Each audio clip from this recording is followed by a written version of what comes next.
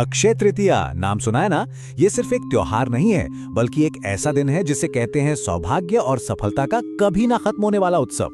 तो चलिए आज इसके हर पहलू को एकदम आसान भाषा में समझते हैं। एक सवाल मन में आता है ना कि आखिर ऐसा क्या है जो किसी एक दिन को इतना इतना शुभ बना देता है। क्या इसमें कोई खास एनर्जी होती है?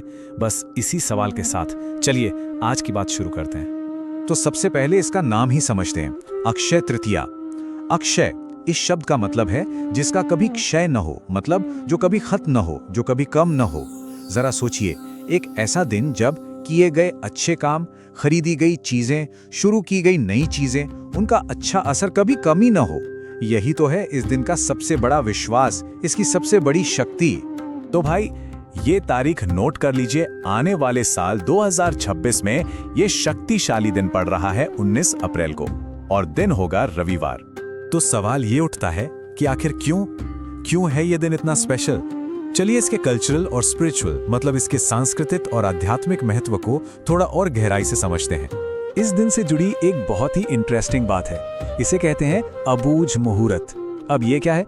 इसका सीधा सा मतलब है एक ऐसा मुहूर्त जिसे किसी से पूछने की जरूरत नहीं।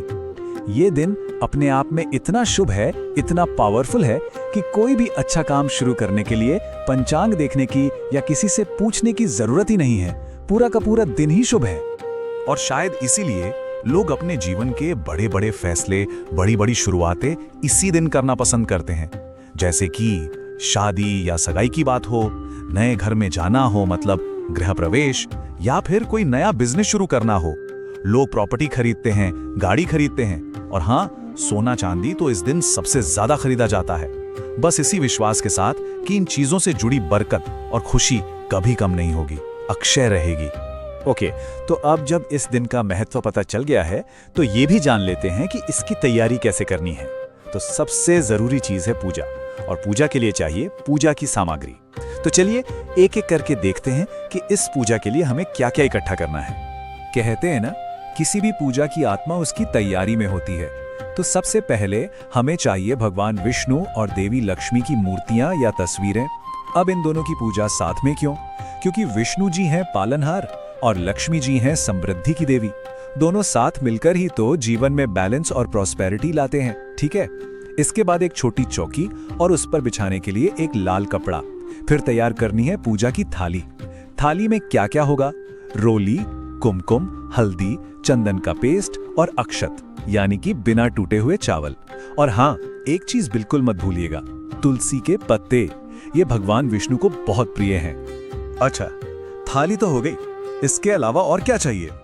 एक घी का दिया, पानी से भरा हुआ एक कलश, एक नारियल और हाथ में बांधने वाला कलावा।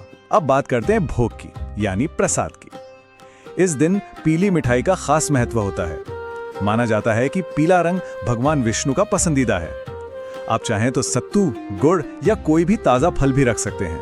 और हाँ, क्योंकि ये दिन समृद्धि से जुड़ा है, तो सोने या चांदी की कोई भी चीज, चाहे वो सिक्का हो या कोई गहना, उसे पूजा में रखना बहुत शुभ होता है। तो सारी सामग्री अब हमारे पास है। अब आते हैं सबसे इंपॉर्टेंट पार्ट पर, पूजा की विधि क्या है।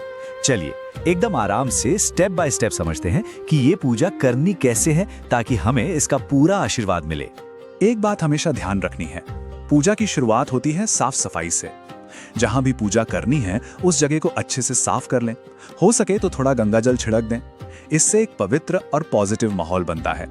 चलिए शुरू करते हैं। स्टेप नंबर 1, जो साफ चौकी हमने ली थी उस पर लाल कपड़ा बिछाएं और भगवान विष्णु और मां लक्ष्मी की मूर्तियों को बड़े आदर से उस पर स्थापित करें। स्टेप नंबर 2, अब देवताओं का अभिषेक करें।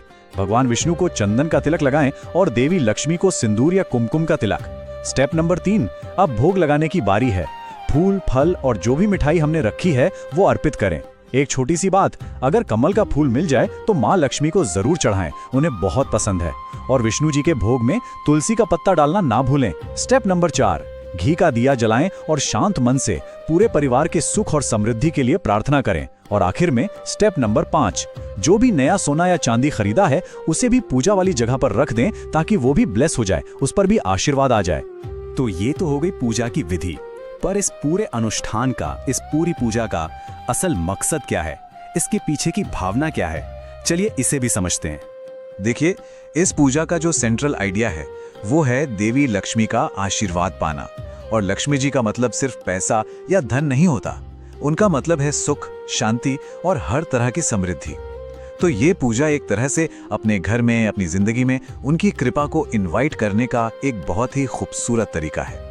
और एक बहुत गहरी मान्यता है जो इस दिन के महत्व को समझाती है, वो ये कि जिन पर माँ लक्ष्मी की कृपा हो जाए उनके जीवन में कभी धन धान्य की कमी नहीं होती, मतलब ना पैसे की कमी ना अनाज की।